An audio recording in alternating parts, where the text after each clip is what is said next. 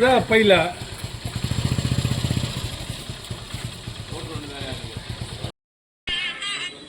Hello sir வணக்கம்.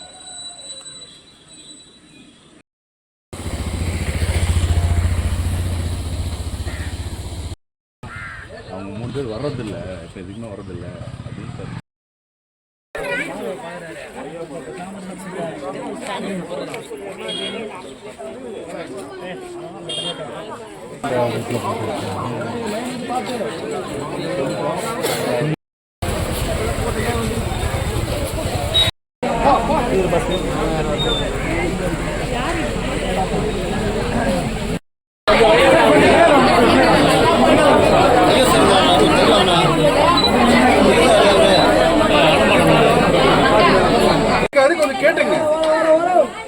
எல்லாருக்கும் இனிய மாலை வணக்கம்.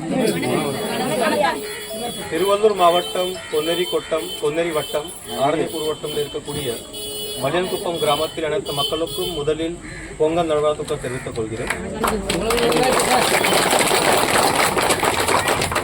எனக்கு தெரியும், இப்போ கொஞ்ச நாட்கள் முன்னாடி அரசு சார்பில் ஒரு ஜியோ பப்ளிஷ் பண்ணி மலியன்குப்பம் இது கிராம ஊராட்சி ஆரணி பேரூராட்சி கூட சேர்த்து இந்த மாதிரி ஒரு தகவல் வந்தது.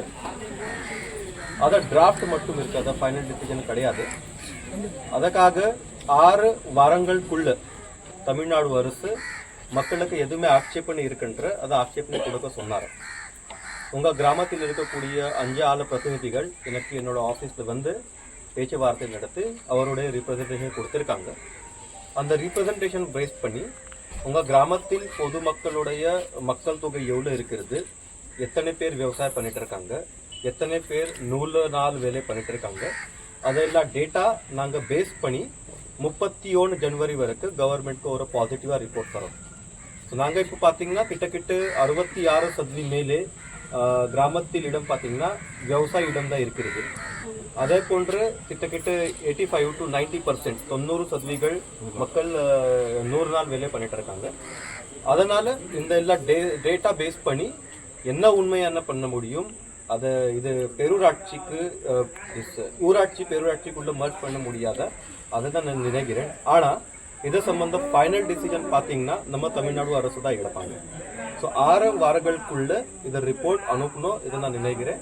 இப்போ நம்ம தாலுக் சப்ளை ஆஃபீஸர் திரு ஜெயக்கர் இருக்காங்க, ஜெயக்கர் பிரபு, அவர் தலைமையில் ஒரு கமிட்டி வச்சு நாங்கள் பாசிட்டிவாக ரிப்போர்ட் மக்களுக்கு என்ன உண்மையான பண்ண முடியும் அதை பண்ணி இந்த மக்களுக்கு ஒரு அறுதி கொடுக்கணும். சரிங்களா? ஸோ தயவுசெய்து நீங்கள் எல்லாருக்கும் ஒரே ஒரு ரிக்வெஸ்ட் மாதிரி தான் இருக்குது. நாளையிலிருந்து இன்னிலிருந்து நம்ம பொங்கல் ஃபெஸ்டிவல் கொண்டாடி இருக்கிறோம். அதை பொங்கல் நடக்கும்போது பொங்கல் கொண்டாடி இருக்கும்போது